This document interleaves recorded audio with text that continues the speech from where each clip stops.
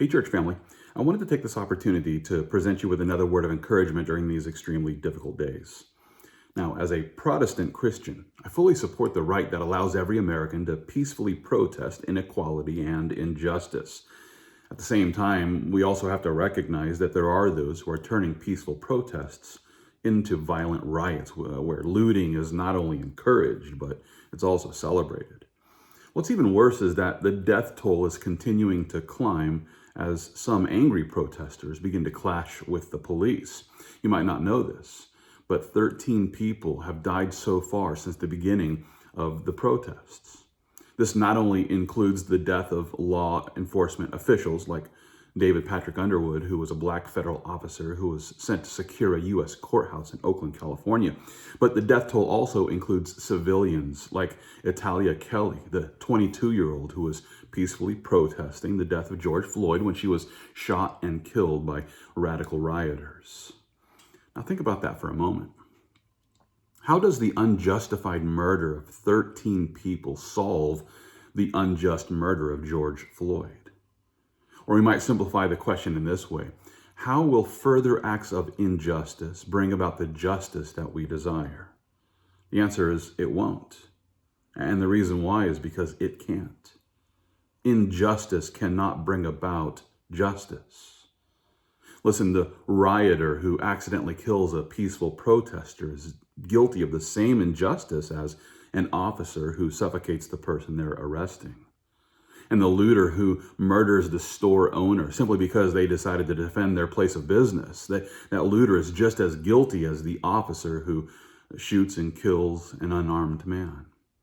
And with that being the case, I encourage every peaceful protester to take a stand against the bad actors who are attempting to establish justice through acts of injustice.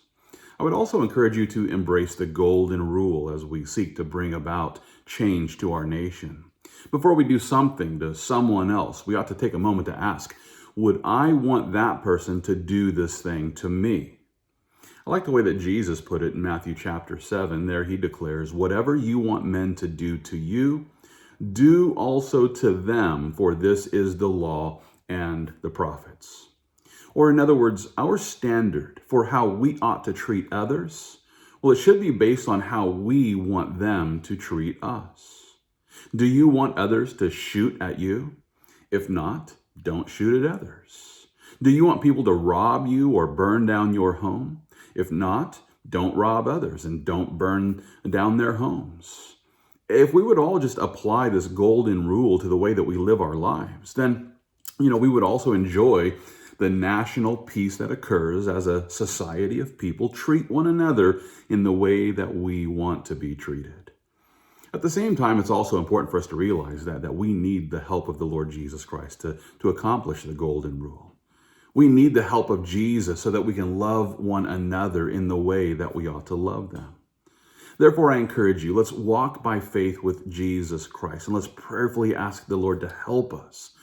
And He will help us to love our neighbor with His perfect love.